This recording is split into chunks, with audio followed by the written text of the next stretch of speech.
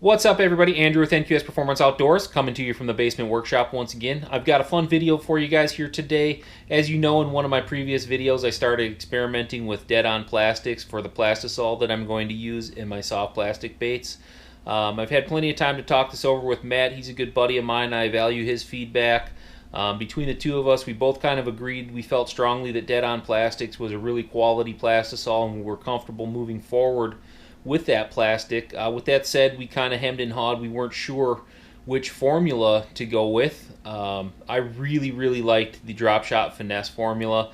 I do a lot of drop shotting, shaky heads, finesse worm, stuff like that. So for me, that was a no-brainer. The concern became, I don't sell a ton of baits, but in the event that I do sell a few here and there, my concern was that maybe that drop shot finesse formula wouldn't be durable enough for the average guy.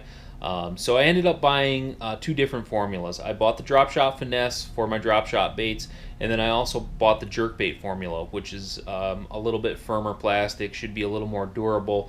And then I figure if somebody wants something firmer, I'll be able to offer that to them. If they want something in between, I feel like I can probably mix 4 ounces of each formula for a cup of something in between jerkbait and drop shot finesse formula. So it's going to give us a lot of options. I'm really excited about the plastic, and then I also have a new mold here today, which I ordered from Angling AI. I'm really happy with the mold. I'm going to show you guys that here in a bit. We're going to cook up some of this dead-on plastics. I'm going to cook it in 1-minute intervals so that those of you that are new to the soft plastics pouring, you can kind of see the cooking process, and then we're going to mix up a color, and we're going to shoot this new mold, and I'll show you guys what we've got here going forward.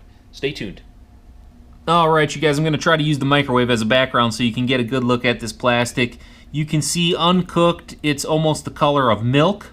I'm going to heat this in 1-minute intervals just so you guys can see that cooking process, and we'll go from there. But bear with me. I'm going to throw this in for a minute. I'll pull it out. I'll show you guys what it looks like, and I'm going to continue to do that until the cooking process is done. And as always, we work under the supervision of the American Badass. The Undertaker is always present in the shop. We never work without his supervision. That's just something cheesy that I do. It takes me back to my childhood, but thought maybe you guys would get a kick out of that as well. Here we go, into the microwave.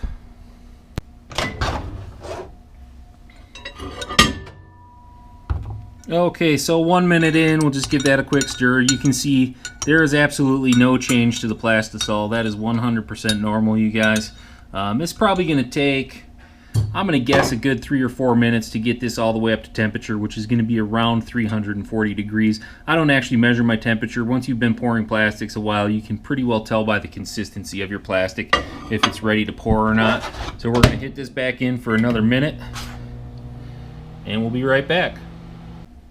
Alright, you guys, here we are 2 minutes into the process. You can see it's milky.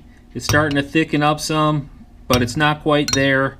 It's really starting to turn clear. This is a good sign, you guys. We're probably almost done. I'm going to guess I'm probably only going to go 30 seconds this second time. I don't want to overcook it. You never want to scorch your plastics. One thing that's nice about the dead-on, though, you guys, is it is really burn resistant. I have measured it, and I have taken it up as high as like 370 degrees without burning it in the past. So but we definitely don't want to do that here today. We want to pour a good quality bait. So I'm going to pop this back in for about 30 seconds, see what it looks like, and then we'll start mixing in some colorant. Alright, you guys, so that was just another 30 seconds, and hopefully you can see this here in the video. This plastic is ready to pour. What we're looking for is a consistency similar to that of hot maple syrup, and we've achieved that. We've got a nice clear plastic, very minimal bubbling too, you guys. That's one of the great things about Dead On, is you're not going to find a lot of bubbling in it. So I'm going to grab some black colorant here. My goal here today is to make a smoke colored bait, so we're not going to go real heavy on the colorant. I'm probably going to start with about 5 or 6 drops only.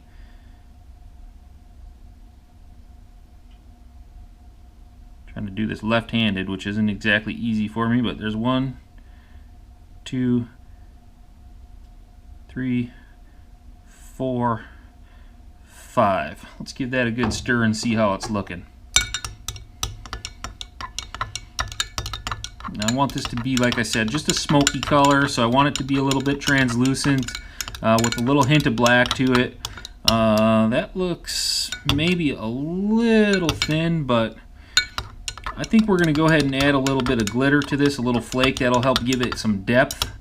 And we'll see how it ends up. The best way to tell, you know, the nice thing about doing your own plastics, if you're not happy with the color, you can melt it back down and reshoot it. That's another great thing about the dead-on plastics, you guys, is it's really, really durable when it comes to heating and reheating. I have some plastics that just for experimental reasons I heated and reheated 6 or 7 times and was still able to get quality baits out of it. So I'm going to set this camera down for just a moment, get these glitters opened up, and then we'll add a little bit of flake to this bait.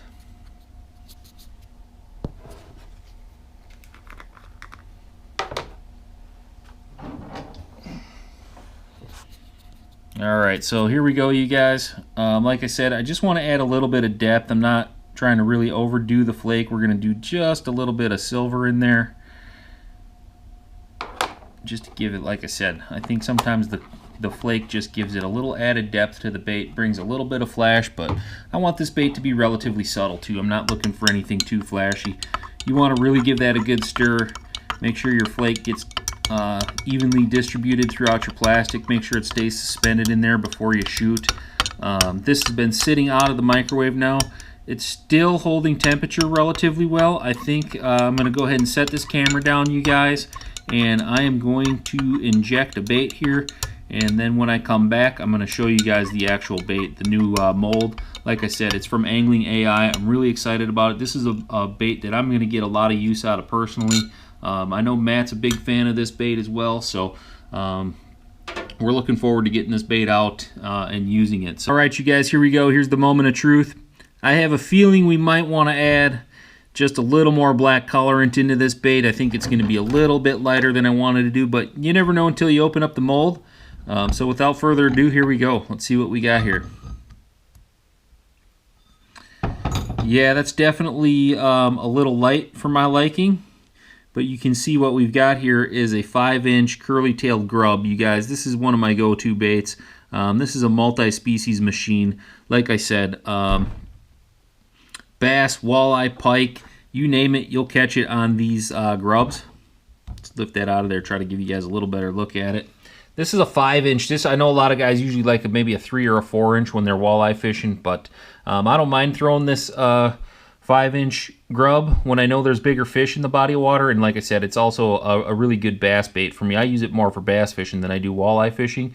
But I'm really excited about this mold, you guys. I think going forward, I'm probably going to add just a few more drops of black colorant in there, just darken that up a little bit. It's a little lighter than I wanted it to be, but overall, this is looking like a really quality bait, you guys. So, all right, there you guys have it. That's the new bait, mold by Angling AI. Plastisol from Dead On Plastics. We're going to have to mess with that color formula a little bit, like I said, but overall, I'm really happy with that mold, you guys. Angling AI does a great job. I have no issues recommending their products to people that are looking to get into pouring or injecting their own plastics. The Dead On Plastisol is second to none, in my opinion. I've had plenty of time to experiment and mess around with it now, and I feel really confident in it, you guys. I hope you guys enjoyed this video. If you did, please subscribe to the channel. Hit that bell button so you get notified when I upload new videos. Until next time, everybody, tight lines.